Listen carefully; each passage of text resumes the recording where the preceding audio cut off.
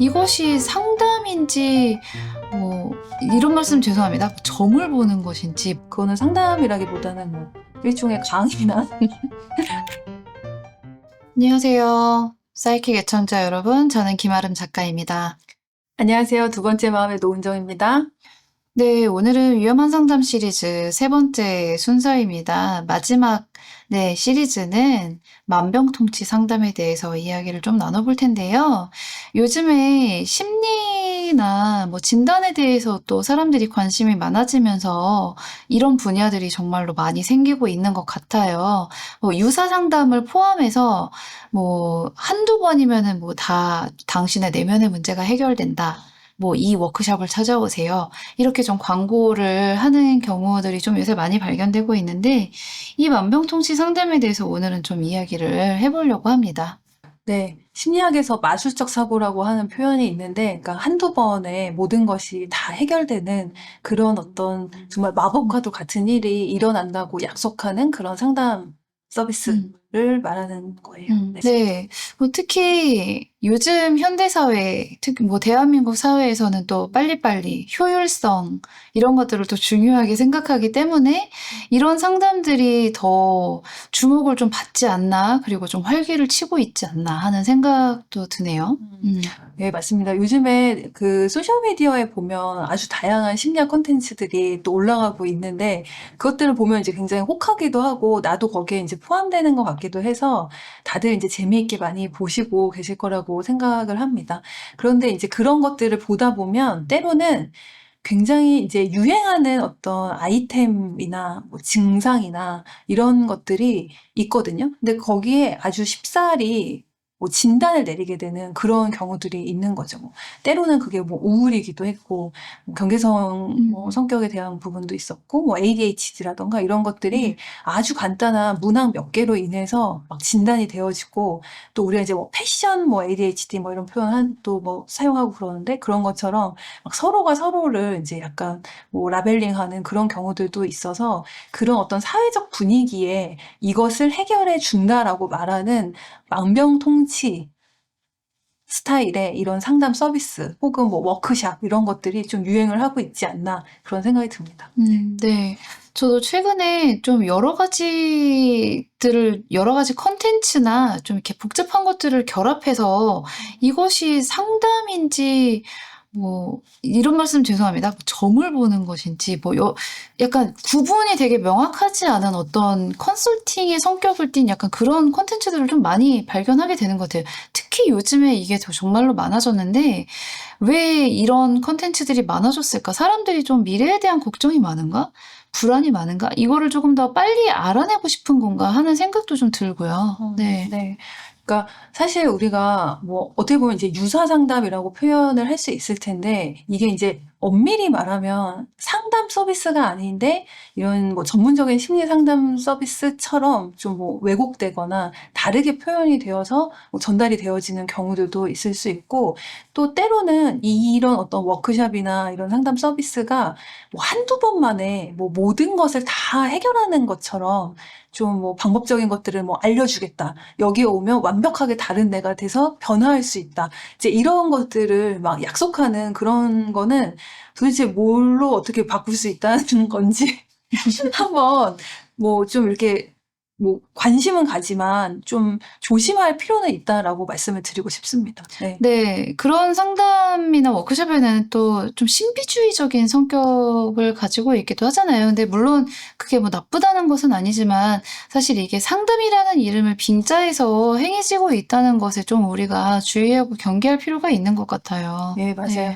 그러니까 참여하는 사람의 불안을 자극해서 그 불안을 대가로 뭐 비용을 받고, 또 그 진행을 하는 사람이 이제 뭔가 우상화가 되어서 모든 것을 다 해결해 줄 수 있는 마법자, 뭐 마법사, 뭐 구원자처럼 뭐 진행이 되어진다면, 그것은 엄밀히 말해서 좋은 전문적인 윤리성에 의한 상담 서비스라고 보기는 좀 어려울 것 같습니다. 네. 물론 상담 이론 중에는 문제 해결 방식으로 진행이 되어지는 상담 서비스가 있거든요. 근데 그런 경우에는 구체적인 어떤 사건이나 경험을 기반으로 해서 거기에서 이제 일어나는 뭐 그 경험을 바탕으로 내가 이제 어떻게 이것들을 이해하고 해석하고 또 어떤 방식을 취할 것인지 단기적으로 다루는 상담 이론들이 있기는 한데 그것과는 별개로 이제 상담사가 너무 막 해결사처럼 뭐 직접적인 어떤 방식들을 가르쳐 준다라던가 뭐 한두 번 만에 뭐 뭔가를 다 바꾸어 준다라고 얘기를 한다던가 이런 데에는 분명히 트릭이 들어갈 수 있다라는 거죠. 네. 그러면 사람들이 요새 왜 이런 상담에 좀 많이 끌리게 될까요? 분명히 수요가 있기 때문에 공급이 있을 거거든요. 네. 네. 말씀하신 것처럼 굉장히 빠르게 효율적인 방식으로 자신의 아픔이나 괴로움이나 이제 이런 것들을 좀 해결해 보고 싶은 마음이 들기 때문이라고 볼 수 있을 것 같고요. 그리고 또 아까 초반에서도 이야기를 한 것처럼 요즘 워낙 이런 다양한 심리 관련된 콘텐츠들이 유행을 하다 보니까 거기에 발맞추어서 좀 빠르게 편승하는 그런 뭐 방식들의 서비스도 제공이 되어지고 있는 것 같습니다. 그런데 이제 위험한 것은 여기에서 사용되어지는 뭐 무분별한 어떤 뭐 진단이나 오용이나 또 뭐 이런 어떤 권장되어지는 그런 행동 방식 이런 것들이 좀 조심할 필요가 있다라는 건데 뭐 예를 들어서 뭐 누군가를 이제 함부로 재단하는 거 있잖아요. 그러니까 뭐 당신의 남자친구는 뭐 나르시스트이기 때문에 당장 뭐 헤어져라. 뭐 몇 가지 이제 에피소드만 듣고 그것들을 이제 평가하거나 판단해서 주는 어떤 조언이나 행동 지침 같은 경우에는 분명히 조심해야 될 필요가 있다라고 생각을 합니다. 네. 네. 저도 공부한 사람으로서 좀 화가 나는 부분이, 네. 분명히 아마 제대로 전문적인 공부를 하고 훈련을 받으신 분들이라면 사실 이런 방식의 어떤 뭐 일회기성으로 문제가 다 해결된다. 혹은 다 치유가 된다. 이런 방식으로 홍보를 하거나 마케팅을 하지는 않을 거라는 생각이 들거든요. 네. 그리고 전문가가 아닌데 뭐 누군가를 이렇게 쉽게 뭐 진단하는 방식들이 있잖아요. 뭐 예를 들어 뭐 아까도 말씀드렸던 뭐 누가 나르시시즘 뭐 성향이 있어서 뭐 어떻게 했다라던가 뭐 ADHD라던가 아니면 또뭐 부모님에 대한 뭐 부모님이 당신을 뭐 어떻게 해서 이랬다라는 식의 그런 어떤 아주 그 적나라한 어떤 뭐 과거에 대한 평가나 혹은 그 제대로 되지 않은 진단은 사실은 되게 위험한 부분들이 분명히 있습니다. 왜냐하면 우리가 이 진단이라고 하는 것은 분명히 어떤 의미에서는 이제 양날의 검 같은 부분들이 있는데 분명히 이제 내가 나의 증상을 알고 내가 이제 하는 어떤 생각이나 행동의 패턴을 이해하는 거는 분명히 도움이 됨에도 불구하고 때로는 내가 거기에 갇혀서 아 그래 나는 뭐 ADHD니까 이거를 못하는 거야. 뭐 나는 뭐 이렇기 때문에 이거를 할 수 없어. 라는 식으로 스스로를 한계 짓는 데에 좀, 뭐 영향을 주게 되기도 하거든요. 근데 그것들을 알아차리는 것과 스스로를 진단명에 가두는 거는 저는 분명히 다르다고 생각을 하는데, 이런 이제, 무자격자의 아주 무분별한 어떤 진단, 혹은 뭐 행동 방식을 가르쳐 주는 워크샵, 이런 것들은 굉장히 그 참여하는 사용자들에게 잘못된 정보, 또 왜곡된 지식들을 전달함으로 인해서 스스로를 되게 한계짓게 만들고 또 적절하지 않은 방식들을 선택할 수 있게 권장하는 것도 있다고 생각합니다. 말씀하신 것처럼 이게 뭔가 빠르게 구분이 되고 상황 판단이 되고 라벨링이 되기 때문에 이런 상담을 좀 찾아가는 경우가 있는 것 같아요. 그런데 사실 우리가 이전에도 말씀드렸던 것처럼 나를 발견하는 과정, 그리고 상담을 하는 과정은 시간이 상당히 걸리는 부분이잖아요. 때에 따라서는 이게 뭐 수개월이 걸리기도 하고 수년이 걸리기도 하는 그런 작업인데 왜 상담이라는 건 일회성으로 되지 않고 오랜 시간을 두고 천천히 해 나가야 되는 과정인지도 조금 설명해 주시면 좋을 것 같아요. 네. 뭐 상황에 따라서는 어떤 분들 같은 경우에는 뭐 단기적인 상담으로도 자신이 원하는 어떤 부분들을 충분히 다루고 또 뭐 이야기를 나누실 수 있다고도 생각을 합니다만, 사실 우리가 이런 상담에 대한 부분들을 다룰 때는 그 사람의 아주 전반적인 맥락과 정보들을 가지고 사람을 파악하는 것이거든요. 왜냐하면 내가 표현하는 내 감정이 실제 감정과 다를 수도 있고요. 또 어떤 발달사적인 과정에서 일어나는 나의 환경들에 대해서 내가 충분히 이해하지 않았을 때 내가 이해하는 만큼만 전달이 되어질 수 있고, 또 그렇다면 이제 이 상담이라고 하는 것은 아주 깊이까지 들어가서 그 사람이 다루고 있는 모든 것들을 함께 이제 상담사와 내담자가 이야기를 하는 어떤 과정들을 거치는데, 그 과정에서는 분명히 내가 바라보고 싶지 않은 감정을 직면하게 되는 경우들도 있고, 또 인정하고 싶지 않은 과거의 나의 어떤 관계나 상처나 이런 것들을 들여다볼 필요가 분명히 있거든요. 이제 얽혀있는 부분들을 살펴보기 위해서. 그러다 보니까 뭐 어떤 뭐 상담 같은 사례 같은 경우에는 뭐 단기적으로도 그것들을 다룰 수 있지만, 굉장히 복잡하고 어려운 어떤 마음 같은 경우에는 뭐 분명히 어느 정도의 일정 수준의 뭐 시기가 필요한 거죠. 시간이 필요한 거죠. 그런데 그것들을 이제 충분히 다루지 않은 상태에서 진행하는 그 사람이 막 뭐 이렇게 해라 저렇게 해라라고 하는 것은 일종의 뭐 하나의 트라우마로 남게 될 수도 있고, 또 과거에 대해서 잘 알지 못하는 사람이 내리는 그런 평가나 판단들이 나에게 굉장히 어떤 뭐 중요한 인사이트처럼 남겨질 수도 있어서 위험할 수 있다고 생각합니다. 네. 네. 뭐 당장은 속이 시원할 수도 있겠지만 장기적으로 봤을 때는 '근본적인 변화를 위해서는 좋은 방법은 아니다.'라고 그렇게 또 생각해 볼 수도 있겠어요. 네. 그리고 전문 상담과 유사 상담의 어떤 뭐 핵심적인 차이라든지 그런 유사 상담을 좀 조심하기 위해서 우리가 조금 더 알아야 될 것들이 있을까요? 네.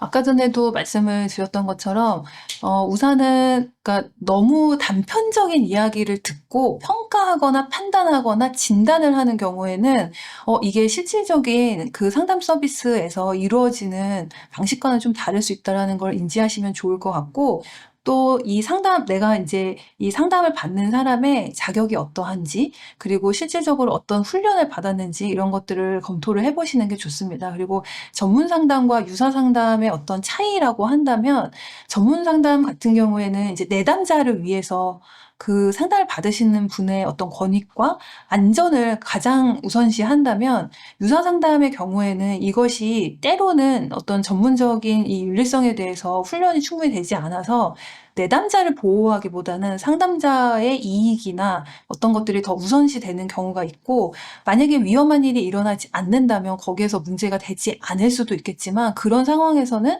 우선적으로 내담자가 보호를 받을 수 없다라는 거를 아시는 게 좋을 것 같습니다.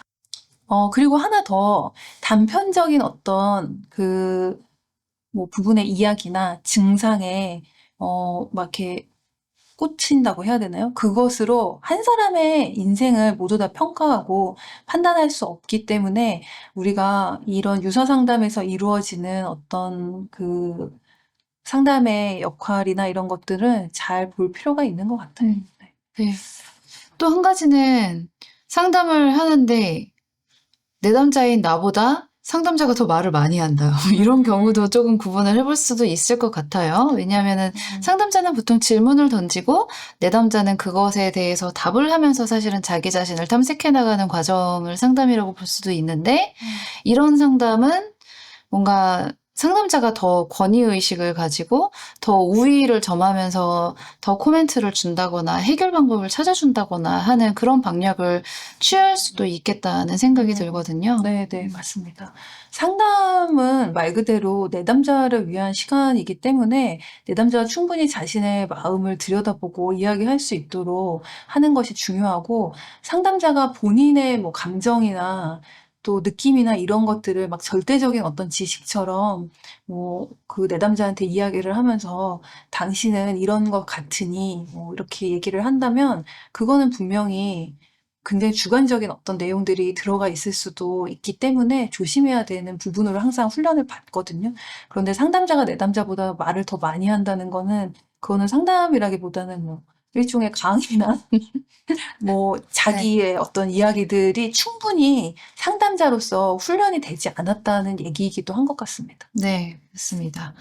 마지막 한 가지 좀 정리하는 차원에서 말씀해 주시면 좋을 것 같은데, 우리가 지금 위험한 상담을 다루면서 계속 거듭해서 말씀드렸던 것이, 이 상담자가 전문적인 어떤 훈련이나 자격이 있는지를 좀 들여다봤으면 좋겠다는 이야기를 나눴거든요. 그래서 일반인의 입장에서, 내담자의 입장에서 어떤 것들을 좀 확인하거나 하면은 좀 이 상담자가 그래도 조금 더 비교적 준비된 상담자라는 걸 좀 확인할 수가 있을까요? 우선은 서비스를 요청을 하실 때 내가 어떤 목적으로 상담을 받고 싶은지를 내담자로서 말씀을 하시고, 그리고 나서, 뭐, 대략적인 금액이나 획이나 뭐 이런 것들을 한번 여쭤보시는 것도 괜찮고요. 그리고 그 상담을 하시는 상담자가 어떤 공부를 했는지, 그리고 어떤 뭐 자격을 가지고 있는지, 어떤 학회에 속해 있는지, 이런 것들을 확인해 보시는 것도 또 도움이 많이 될 수 있을 것 같습니다. 네. 그리고 뭐 주로 사용하는 이론이 무엇인지, 또 뭐 어떤 방식으로 그 내담자들을 만나고 있는지, 이런 것들을 뭐 충분히 물어보셔도 괜찮을 것 같아요. 그러니까 말 그대로 상담도 일종의 서비스이기 때문에 사용을 하시기 전에 뭐 충분히 내가 궁금한 것들을 물어보시고 나서 그것들을 결정하셔도 괜찮습니다. 그래서 뭐 설명을 하지 않고 뭐 일단 와봐라 라고 한다던가, 아니면 이제 뭐 결제를 막 유도를 하면서 결제를 하고 나서 뭐 나중에 뭐 물어보라고 한다던가, 이제 이런 것들이 있다면 그것들은 좀 적절하지 않겠죠. 그런데 어쨌든 그 상담 자체에 대한 질문은 충분히 하실 수 있지만 상담을 미리 하는 거는 아니라는 거, 그거는 이제 확실하게 말씀을 드립니다. 네. 네. SNS와 마케팅의 시대에서 네, 조금 더 잘 판단해서 나에게 잘 맞는, 그리고 나에게 좋은 길을 안내해 줄 수 있는 그런 상담자를 네, 만나셨으면 하는 마음입니다. 네. 한마디 더 붙이자면 사실 상담자는 어떤 한 팀이 되어서 가는 것이기 때문에 안내를 하기보다는 그 본인이 본인의 길을 잘 갈 수 있도록 같이 좀 지켜보는 역할이라고 이해를 해주시면 좋을 것 같아요. 네. 네. 네, 저희 위험한 상담 시리즈 3부작에 걸쳐서 다루어 봤는데요. 이 3부작 외에도 사실 위험한 상담은 여러 가지가 있겠죠. 네, 저희가 오늘 좀 중요한 이 세 가지를 엄선해서 시리즈로 다루어 봤는데, 오늘 이 콘텐츠 외에도 앞에 다른 위험한 상담 시리즈 올라와 있으니까 궁금하신 분들은 찾아서 봐주시면 좋을 것 같습니다. 네. 그동안 위험한 상담 시리즈로 저희가 어떤 상담들이 내담자들에게 별로 도움이 되지 않고 위험한 가능성이 있는지에 대해서 얘기를 해봤는데요. 궁금한 것들이 있는 분들은 댓글 달아주시면 저희가 안내해 드리도록 하겠습니다. 네. 네, 감사합니다. 감사합니다.